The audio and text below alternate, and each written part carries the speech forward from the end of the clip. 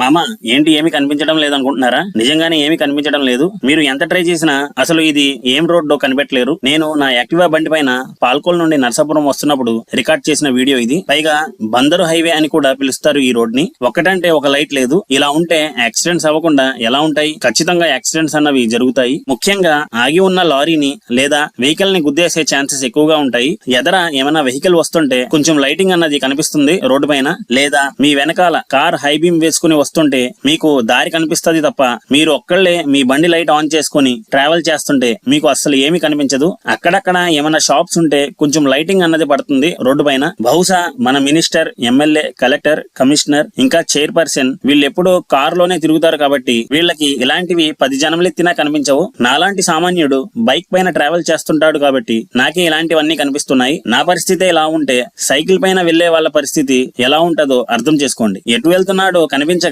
గుడ్డిగా వెళ్లిపోతుంటారు. సైకిల్ వాళ్ళ వెనకాల వెహికల్ కి తెలియదు సైకిల్ తన ముందు వెళ్తుందని. గుద్దిన తర్వాత తెలిసి కూడా ఏం లాభం చెప్పండి? ఎలక్ట్రికల్ పోల్ లేవు అంటే వర్క్ జరుగుతున్నది అనుకోవచ్చు, కానీ మనం ఊహించిన దానికన్నా పెద్ద పెద్ద పోల్స్ ఇక్కడ పెట్టడం జరిగాయి. ఈ పోల్స్ పై నుండి కరెంట్ తీగలు దూసుకుంటూ వెళ్లిపోతున్నాయి. అయితే ఇవన్నీ ఎక్కడికి వెళ్తున్నాయి, దేనికోసం వేశారో తెలియదు. ఒక స్ట్రీట్ లైట్ పెట్టడానికి ఉపయోగపడని ఈ పోల్స్ ఉన్నా ఒకటే, లేకపోయినా ఒకటే. రోడ్డు మధ్యలో డివైడర్స్ పెట్టి స్ట్రీట్ లైట్స్ అరేంజ్ చేసి ఉంటే మన ఊరు ఒక రేంజ్ లో వెలిగిపోయేది కదా. నర్సాపురం ఎంట్రన్స్ నుండి బస్ స్టాండ్ వరకు డివైడర్స్ ఇంకా సెంటర్ లైటింగ్ పెట్టారు చూడండి, ఎంత అందం వచ్చిందో మన ఊరికి. సేమ్ ఇలాగే చించినాడ దగ్గర నుండి హైవే కనెక్ట్ అవుతుంది కాబట్టి అట్లీస్ట్ అక్కడి నుండైనా లైటింగ్ అరేంజ్ చేయాలని నా విన్నపం. గవర్నమెంట్ దగ్గర డబ్బులు తీసుకొని పోల్స్ అరేంజ్ చేసి పవర్ కనెక్షన్ ఇచ్చి అడ్వర్టైజ్మెంట్ బోర్డ్స్ ప్రతి పోల్ కి పెడితే అడ్వర్టైజ్ చేసుకునే వాళ్ళు వాళ్ళ ప్రోడక్ట్ ని అడ్వర్టైజ్ చేసుకుంటారు. దాని వల్ల గవర్నమెంట్ కి సంపద సృష్టిస్తున్నట్టు ఉంటది. ఆ స్ట్రీట్ కూడా న్యూయార్క్ సిటీ లాగా దగదగా మెరిసిపోతది. మరిన్ని వీడియోస్ కోసం